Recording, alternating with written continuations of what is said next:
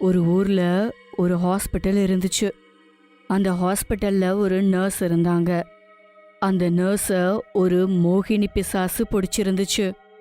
3 மணி ஆனா போதும் அந்த நர்ஸ் மோகினி பிசாசா மாறிடுவாங்க. அட 3 மணி ஆக போதே, நான் இப்போ போய் கதவை பூட்டிக்கலன்னா என் நிலைமை அவ்வளவுதான். முதல்ல ரூமுக்குள்ள போய் ரூமை பூட்டிக்கணும். இப்படி நினைச்சிட்டே அந்த நர்ஸ் வேகமா ஓடி போய் ஒரு ரூமுக்குள்ள ஓடி போய் தன்னை தானே அடைச்சி வச்சுக்கிறா. அதுக்கு பிறகு நைட்டு 3 மணி ஆனதுக்கு அப்புறமா அந்த நர்ஸ் மோகினி பிசாசா மாறிடுறா. மோகினி பிசாசா மாறவுமே அந்த நர்ஸுக்கு வேட்டையாடணும், மனித மாமிசத்தை சாப்பிடணும்னு தோணுது. ஆனா அந்த பூட்டப்பட்ட அறையிலேயே அந்த மோகினி பிசாசு எங்கேயும் போகாம அடைஞ்சு கிடக்குது. இரவு முழுவதுமா அந்த ரூமை விட்டு வெளியில வர்றதுக்கு முயற்சி பண்ணிருக்கா. ஆனா அவ முயற்சி தோல்வியடையுது. எவ்வளோ முயற்சி பண்ணியும் அவளால அந்த ரூமை விட்டு வெளியில வர முடியல. நண்பா கன்ஷாம், ராத்திரி 3 மணி ஆன உடனே ஏதோ வித்தியாசமா சவுண்டு வந்துகிட்டு இருக்கே. அது தினமும் கேக்குது, ஒரு நாள் கூட விடுபடுறதில்ல. நண்பா, அதை கேட்டு கேட்டு எனக்கு ரொம்ப பயமா இருக்குப்பா. நண்பா, நீ சொல்றது சரிதான். நான் இந்த ஹாஸ்பிட்டல்ல எப்ப ஜாயின் பண்ணனோ அன்னையில இருந்து ராத்திரி ஆனா என்னால சரியா தூங்க முடியல. அதுக்கு மறுநாள் அந்த மோகினி நர்ஸ் கையில மாத்திரைகளோட தன்னோட பேஷண்ட்ஸ பாக்குறதுக்கு வரா.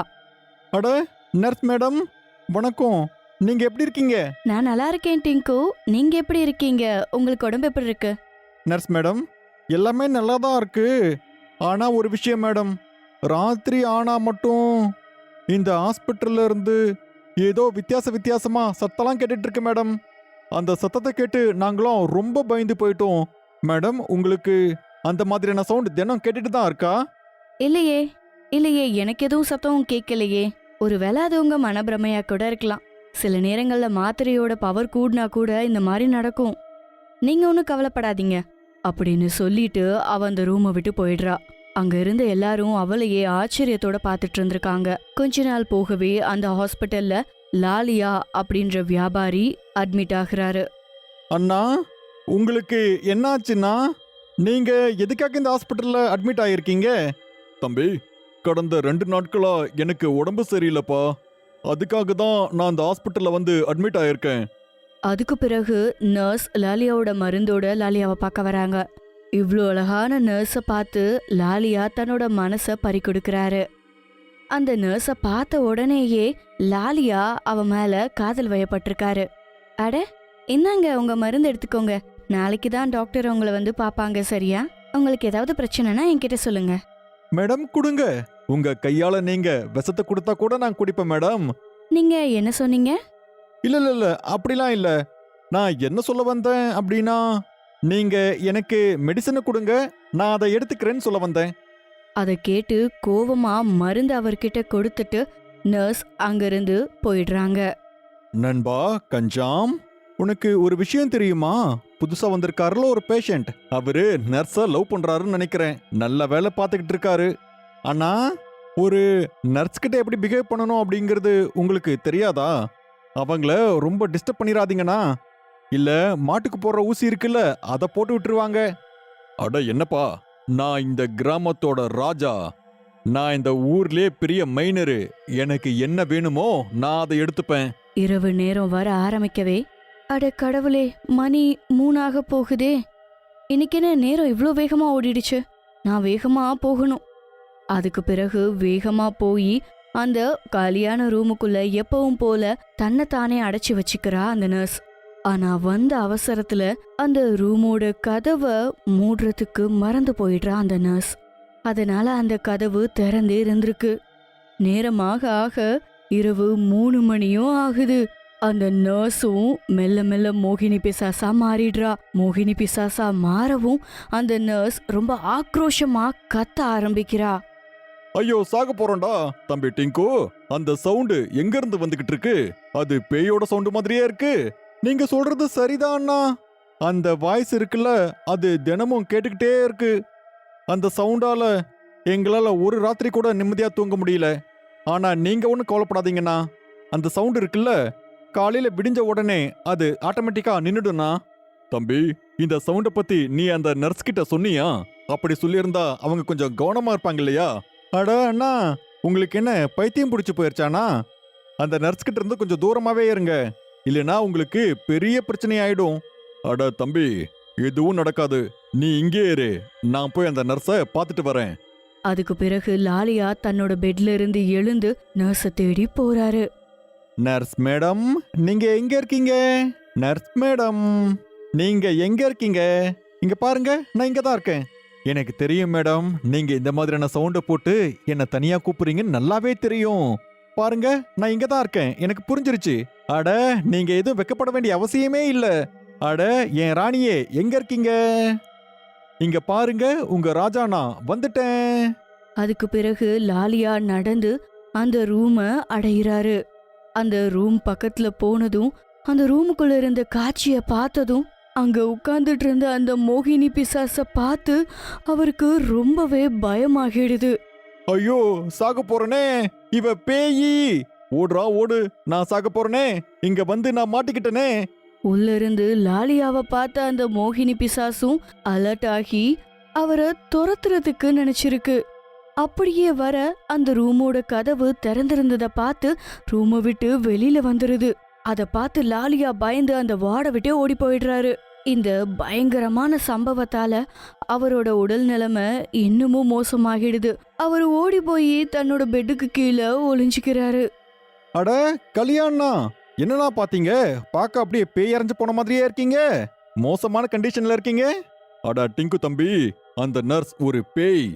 சீக்கிரம் உள்ள போய் கதவை சாத்திக்கோ, இல்ல அந்த பேய் மட்டும் இங்க வந்துருச்சுன்னு வையு, நம்ம யாரையும் அது சும்மாவே விடாது. சீக்கிரம் போ, போய் கதவை மூடு. அதுக்கு பிறகு டிங்கு போய் ரூமோட கதவை பூட்டிட்டு அங்க வந்திருக்காரு. அதே சமயம் அந்த மோகினி பிசாசும் அங்க வந்துருது.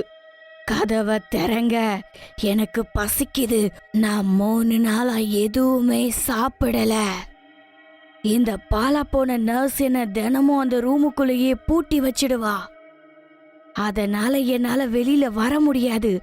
ஆனா இன்னைக்கு நான் வெளியில வந்துட்டேன். அதனால இன்னைக்கு உங்களை சாப்பிட்டு என்னோட பசிய நான் தீர்த்துக்க போறேன்.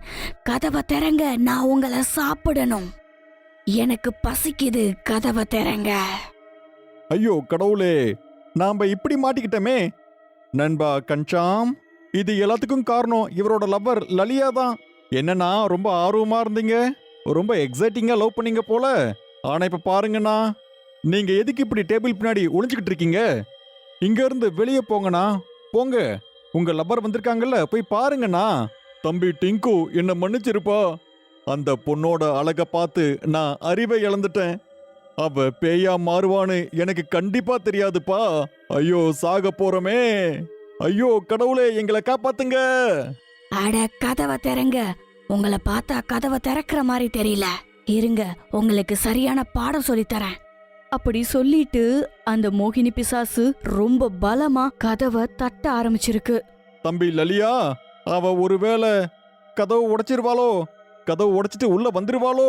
நாம உடனடியா இங்க இருந்து போயிடலாம்.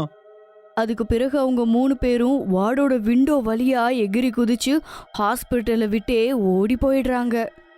ஐயோ கடவுளே, அந்த பேய் வந்துகிட்டு இருக்கு, எங்களை காப்பாத்துங்க. நாங்க சாவோட விளிம்புல இருக்கோம், காப்பாத்துங்க. 3 பேரும் என்ன பண்றதுன்னே தெரியாம காட்டு வழியா நடந்து போயிட்டு இருந்திருக்காங்க.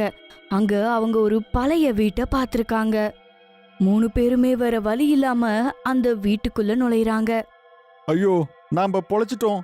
எப்படியோ நாம இன்னைக்கு தப்பிச்சிட்டோம். ஆ, ஆ, ஆ. அதே சமயம் ஹாஸ்பிட்டல்ல அந்த மோகினி பிசாசும் வார்டோட கதவை உடைச்சிட்டு உள்ள வந்திருக்கு.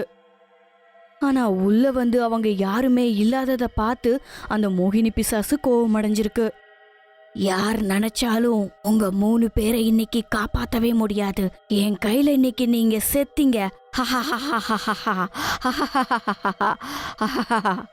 நண்பர்களே, நான் என்ன நினைக்கிறேன் அப்படின்னா, அந்த பேய் இன்னைக்கு நம்மள விடாது. எப்படியாவது அந்த பேய் மோப்பம் முடிச்சு இங்க வந்துருன்னு நினைக்கிறேன். ரொம்ப நேரத்துக்கு நம்மளால இங்க இருக்க முடியாது. நீ சொல்றது சரிதான். இந்நேரத்துக்கு நம்மளால காட்டுக்குள்ளேயும் போக முடியாது. அது நமக்கு பாதுகாப்பும் கிடையாது. அந்த காட்டுக்குள்ள ரொம்ப பயங்கரமான விலங்குகளா இருக்கு. ஒருவேளை அது நம்மள சாப்பிடவும் வாய்ப்பு இருக்கு. காலையில ஆகுற வரைக்கும் நம்ம இதே இடத்துல காத்திருந்து பாப்போம். அதுக்கு பிறகு அந்த மோகினி பிசாசு அவங்க 3 பேரோட வாடைய மோப்பம் பிடிச்சு அவங்க இருக்கிற இடத்த கண்டுபிடிக்குது. தம்பி டிங்கு, என்னப்பா சவுண்டு கேக்குது? இந்த சவுண்ட கேட்டா அது பேயோட சவுண்டு மாதிரியே இருக்கே. அந்த பேய் மோப்பம் முடிச்சு நாம இருக்கிற இந்த இடத்துக்கு வந்துருச்சுன்னு நினைக்கிறேன். அவங்க 3 பேரையும் அந்த வீட்டோட ஜன்னல் வழியா எட்டி பார்த்திருக்கு. யாருமா ராஜாவே, நீங்க எங்க இருக்கீங்க? வெளியில வந்து பாருங்க, உங்க ராணி வந்திருக்கேன். என்னை எவ்வளோ நேரம் நீங்க காக்க வைப்பீங்க? வாங்க, வேகமா வெளியில வாங்க, நாம பார்த்து ரொம்ப நாள் ஆச்சு. நண்பா கன்ஷாம், அது போகாதுன்னு நினைக்கிறேன்.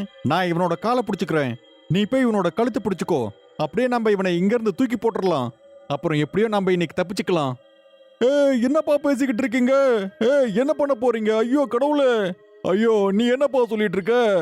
என்னாலாம் முடியாது, என்ன விட்டுரு. அட வீணா போனவனுங்களா, என்ன வெளியே தூக்கி போட்டுறாதீங்கடா. அடே வாங்கடா, அப்படியே உள்ள போயிடலாம். தயவு செஞ்சு என்ன தூக்கிலாம் போட்டுறாதீங்கடா. அப்படி தூக்கி போட்டா அந்த பேய் என்ன சாப்பிட்டுருமே. ஐயோ நான் சாக போறேனே.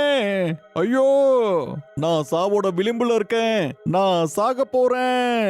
ஓ எனதருமை ராஜாவே, உங்களை பார்க்கறதுக்கு எனக்கு எவ்வளோ நாளாச்சு. நீங்க என்ன வெளியில கூட்டிட்டு போங்க, இதுக்கு தான் நான் ரொம்ப நாளா காத்திருக்கேன். ஐயோ நான் சாக போறேனே. அட கடவுளே, எனக்கு இப்படிலாம் ஆயிருக்கவே கூடாது. ஐயோ அக்கா, பேயக்கா, என்ன மன்னிச்சிருங்கக்கா. ஐயோ சாவ போறேனே. இந்த பேய் என்ன உயிரோடு விடாது போல இருக்கே. இப்ப என்ன பண்றது? அக்கா, பேயக்கா, என்ன மன்னிச்சிருங்கக்கா. அதுக்கு பிறகு அந்த மோகினி பிசாசு முடிஞ்ச அளவுக்கு சீக்கிரம் அவரை கொல்ல பார்த்திருக்கு. ஆனா திடீர்னு அந்த மோகினி பிசாசு லாலியாவோட தாயத்தை பாக்குது. அந்த மோகினி பிசாசு பயந்து அங்கிருந்து பின்னோக்கி ஓடி இருக்கு.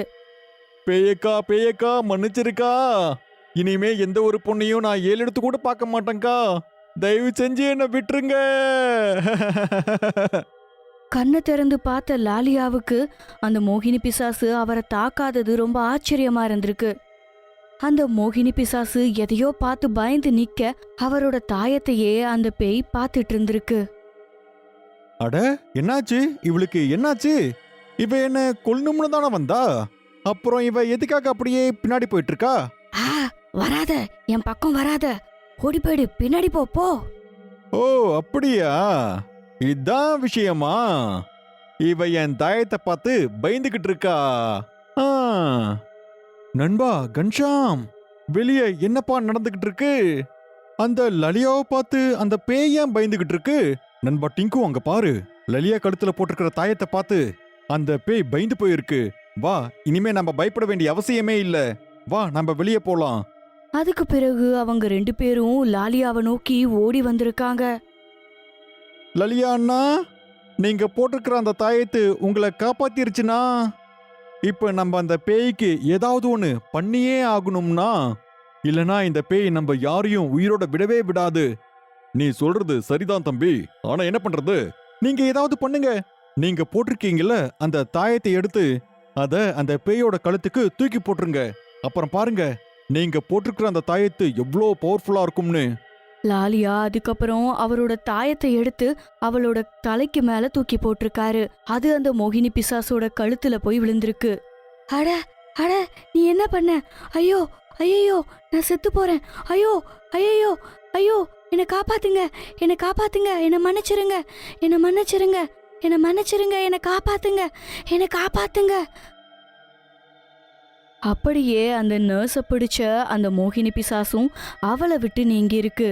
மோகினி பிசாசு நர்ஸை விட்டு போகவுமே அந்த நர்ஸ் இயல்பு நிலைக்கு வந்துடுறா. இப்ப இந்த நர்ஸ் நல்லாயிட்டாங்க. இனிமே இவங்களுக்கு எந்த ஒரு பிரச்சனையும் இருக்காது. அதுக்கு பிறகு அந்த நர்ஸ் எந்த ஒரு தொல்லையும் இல்லாம சந்தோஷமா வாழ்ந்திருக்கா.